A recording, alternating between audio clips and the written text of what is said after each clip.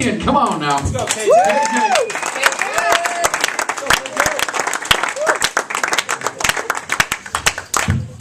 Hey, how y'all doing tonight? Yeah, I was a little scared. I was up in the bathroom and this dude, looked like an episode of Duck Dynasty, with the beard.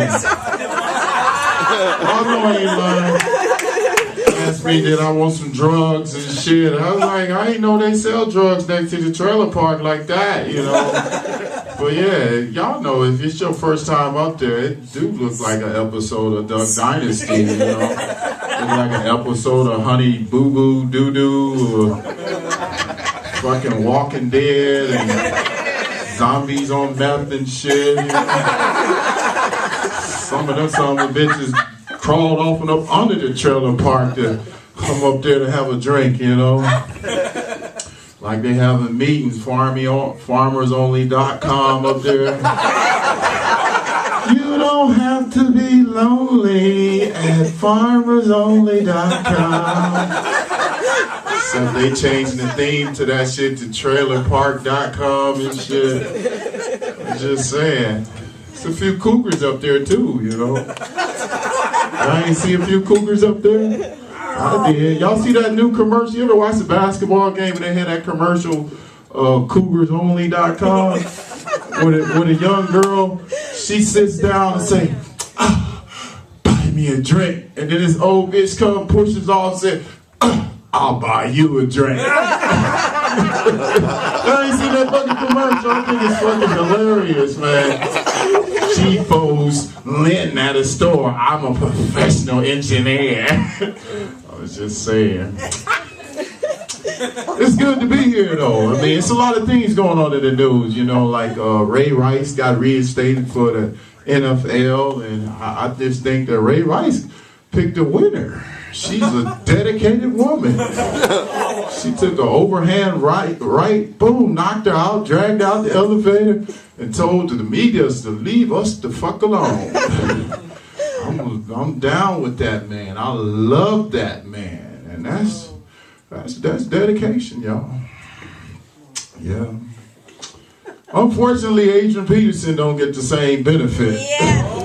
I think he should be reinstated, I mean, he paid his time. I mean, let the man earn a living. I just think when he do come back and play, that he shouldn't run in the end zone and fall down and point to Jesus. He should point to all them goddamn baby mamas in the stand. That's a touchdown for you. That's a touchdown for you.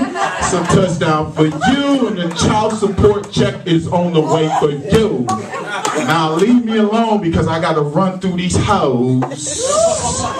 I've been running through these hoes for you hoes. Don't be sensitive about it. The man has been running through some hoes. That's why he got about 7 different damn baby mamas. He ain't no saint now. He's a hell of a running back, but that motherfucker makes some bad decisions off the field. That motherfucker got all kind of goddamn baby mamas running around and shit. He got so many damn baby mamas, he don't know which kid's ass he's whooping. Damn, didn't I just whoop your ass? Damn, you was bad. You was a bad kid. I'm just saying, y'all know the Vikings, they something else. Sometimes they play better on the boat than they do on the football field. I ain't lying. Y'all remember the Vikings back in Bloomington, 1984, 82 at Bloomington Metro fucking football outdoor stadium with Bud Grant. Bud Grant was so goddamn mean to him. He said, no, you gotta play some real football. You wanna stay warm? Hit some goddamn body. That's what Bud Grant was saying. Bud Grant wouldn't let, he didn't have no heaters on the sideline, no heated field, or none of that. He would be mad, he'd be suspending players because they'd be going on the other side of the field to heat up and shit. It is cold. This is not real football. I understand with Adrian Peterson having problems with baby mamas. I have problems with mine right now. We have problems because She raising my kid to be a vegetarian, and he don't want to be a vegetarian. He don't, you know. And it would be cool with me if she was following the vegetarian diet. She not even vegetarian size. She not. She look like she could play offensive lineman for the Minnesota Vikings and shit. Like a big ass offensive tackle and shit. Eating ribs, got closet, got rib juice and shit, and burger juice on her lips every time I see her ass. I just get mad. I said, why don't you let my son taste the burger? That shit is just so fucking wrong. My son have a burger. I want him to experience the great American culinary arts. Why you doing this to my son, you know? My son come to see me and he said, Dad, can we go get some chicken? I take him to get some Popeyes and shit. I bought an 8-piece. I said, here you go, son. I'm going to get you some juice in Super America. I'll be right back. Man, I come back. This dude just slaughtered all 8 pieces. I said, damn, you done saved me one. He said, Dad, that chicken was so good. I said, your mama is just doing you wrong.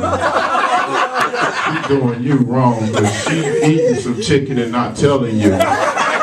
That is just her and her new husband. That motherfucker look like the Buddha of chicken. Big ass Buddha stomach and shit. Look like he's swallowing whole chickens when he eats shit. Small son of a bitch ain't gonna get my son no chicken. That's just messed up, you know? I'm just saying. And you know, when the holidays come and you want your kids to experience different things. And the thing about holidays, it's difficult for me because holidays is hard with family because you can't eat everybody's food. You can't do that, man. Like, I was just over at my sister's house for Thanksgiving. She's like, KJ, ooh, I want you to try my bean dish and I want you to try my potato salad. I was like, hold up, what's in it? She said, well, I'll put some mayonnaise and some yogurt. I said, that's a no already. Mayonnaise and yogurt, and with a bean dish, that's a Boilermaker for your ass. When I say that's a Boilermaker, about 11:59, your ass is gonna have a war. I mean, you're gonna have the moist booty when you go to sleep. That means gas is creeping out your ass even while you're asleep because the combination of foods is not equipped to deal with your stomach. That's why I say you can't eat everybody's food. You cannot eat everybody's food. I'm telling you, like my African friends, they invited me over to eat. They said, KJ, we come from royalties. We come from Nigeria. We come from money. I want you to come over and eat dinner with us. And I went over and I ate dinner. They had the traditional African stew. They said, ooh, it smelled good and all that. And I ate it. But then the after dinner conversation was very disturbing for me because they started talking about the size of the horse balls they put in this African stew. Yeah, you know. And I'm sitting there, I'm ready to throw up and stuff. I said, what kind of fucking backwards African tradition is this? I never heard about this shit. You just don't slip no horse balls on somebody at dinner and shit. And then start talking about them like they was the size of tennis balls that Serena Williams hit and shit.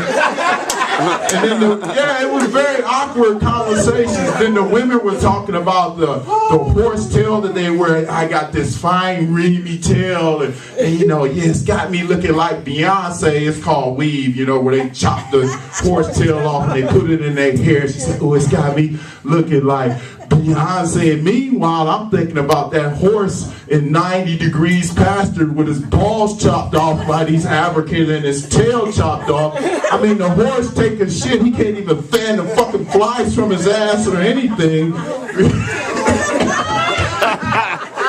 Because the Africans are having a traditional festival with all his balls and his tail and shit.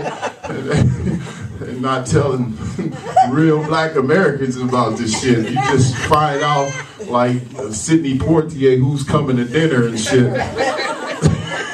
You just find out about some weird shit. Oh my God, y'all. What else I'll tell you about myself real quick. I used to be a school teacher. Any educators out there? A few of y'all do. Give it up for the educators. It's a hard job. I just want to say that the most difficult part about being an educator is not always being in the classroom. It is the lunchroom. The lunches that they give these kids. I mean, I was teaching one time and they had Mexican Day. And they had refried beans and black beans and all these different Mexican food on the menu. And these high school kids, I come in, I'm in a high school with big 12th graders, and they in the back of the room and they rating their forts. Like, oh, that was a 9. Oh, that was a 10. Oh, that was a 6. These kids are rating their forts. Do you understand how bad this lunch is when kids start rating their forts? And then it got so bad because I ate it too, and I went back there and one slipped out, and it was really a horrible one because 2 of my students started fighting over it. Yeah, they actually got in a fight about, no, you did that shit. No, you did it. I was then there. They started throwing blows, and then they had to go to the principal office. The principal called me. He said, KJ, I'm gonna have to suspend them because that is not good behavior. And I was like, no, don't suspend them. He's like, well, why? I said, because them force could have came from any one of them other kids. I'm blaming it on other kids. I know damn well I took that stinky ass force in there. So thank y'all for putting up with the awkward black experience about gas and not eating everybody's food. I hope y'all enjoy the rest of the show. My name is KJ. Thank you so much.